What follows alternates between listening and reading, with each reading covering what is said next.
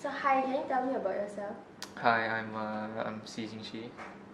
I don't know why I'm saying that, but I'm Jingqi, and I'm gonna be 18 soon. Hopefully, yeah. I'm still 17. Don't be shocked. Okay, so what do you do during your free time? When I'm free, I mostly play games, or if my friend decides, or if let's make some games, I will go ahead and just do a simple little project with him. And yeah, mostly I go into games and play myself. So what genre do you play the Uh, most? Genre wise, I think most of the time I go towards Japanese RPGs, Japanese role playing games. They're not kinky or anything, so you don't have to you know think of it as being wrong or anything. But yeah. Not everything from Japan is R18, so it's a fun experience to play with some games. Yeah, like that. I don't know why I just Okay, so do you prefer playing games on consoles or PC? So speaking of that, actually, there's a big war of console and PC out there. There's PC Master Race, and there's the console race. Alright. Personally, I feel like PCs are the way to go. But I'm not gonna really side with anything because as long as I can play games, I will just go with it. It doesn't matter whether which one is better or not. But there is a reason why I prefer PC more. It's because PCs you can upgrade, like give it better graphics and stuff. While consoles, if it gets outdated, you just have to either buy the newest generation or you just stick with the old ones that you have, I guess. Okay, so do you prefer single player games or multiplayer games? I personally prefer single player games.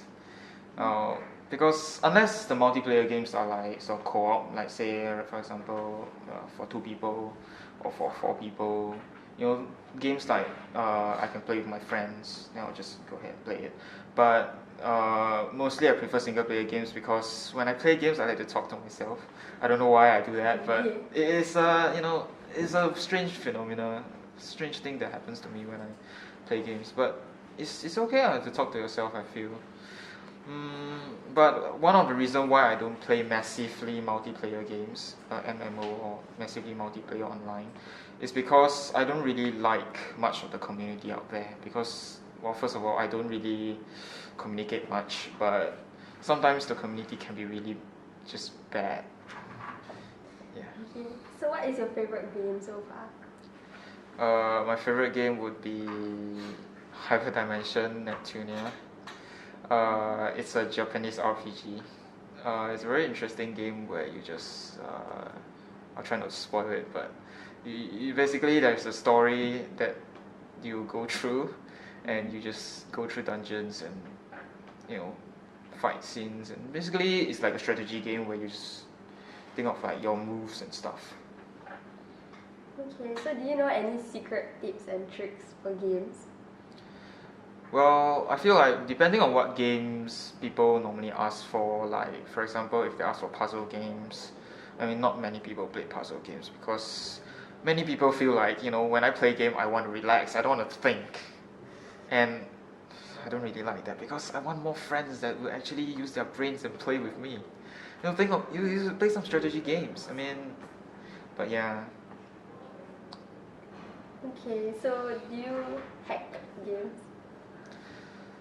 Well, there are two types of hacking involved in the games. One of them is a console hack, where there is a certain like thing that you can exploit, certain object that you can exploit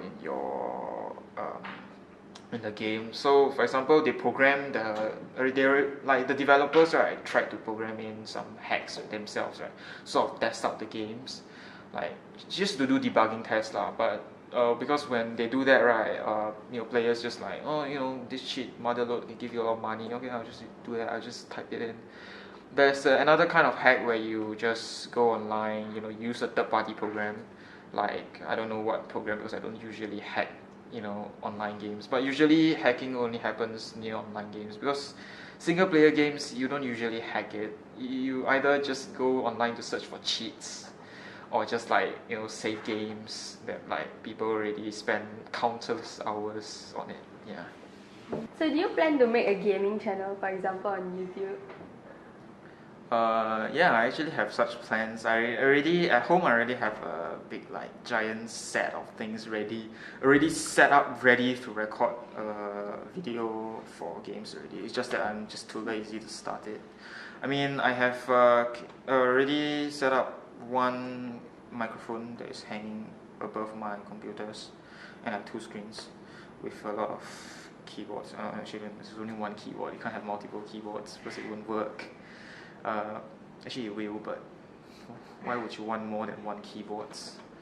But yeah, it's already set up, ready to go.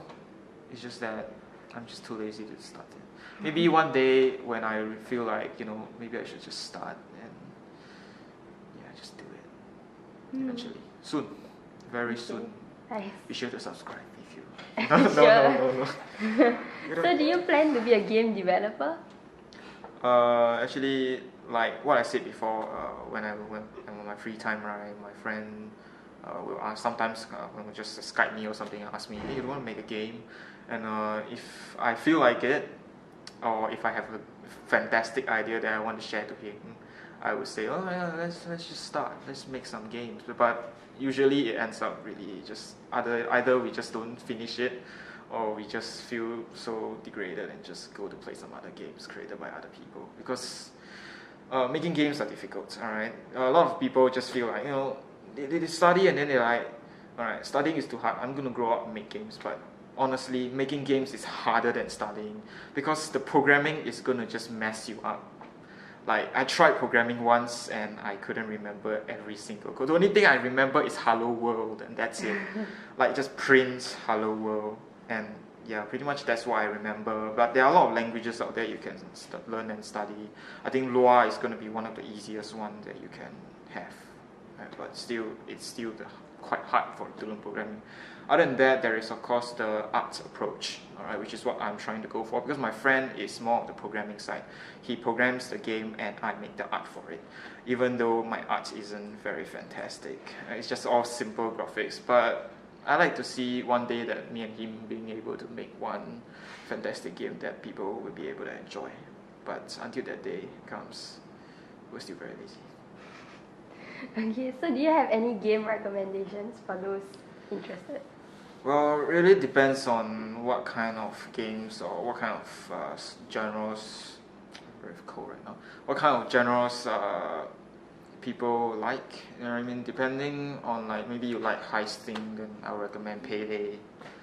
Or if you like to just screw around, just build things, just go in there and just have fun with building buildings and stuff. I recommend, I don't know, Minecraft or Garry's Mod, because those are sandbox games. Sandbox games are basically games where you can just go in and you can just do anything. Alright, but sadly the only thing that people will do whenever there is a sandbox game and there is a place for you to upload what you want to build, the first few things you see is Nyan Cat and a bunch of things. Alright, that is the truth. I'm not joking. If you can just go ahead and go to Garry's Mod, which is a sandbox game, or Minecraft. The first builds that you often see is just those things. It's a very colorful community. But yeah, if you like, it really depends on what you really focus into. But if you like Japanese, if you like anime, of course I recommend Japanese RPGs. Hyperdimension for the win. So you like anime? Yes, I do like anime, and yeah. Actually, I don't remember the time I started watching anime. I think my first anime was from Crunchyroll or something. It was a 2-minute short anime, and then I started to grow into such a big anime fan. Eventually move on to games that has anime things related to it. Interesting. Okay, thank you. Yeah, thanks.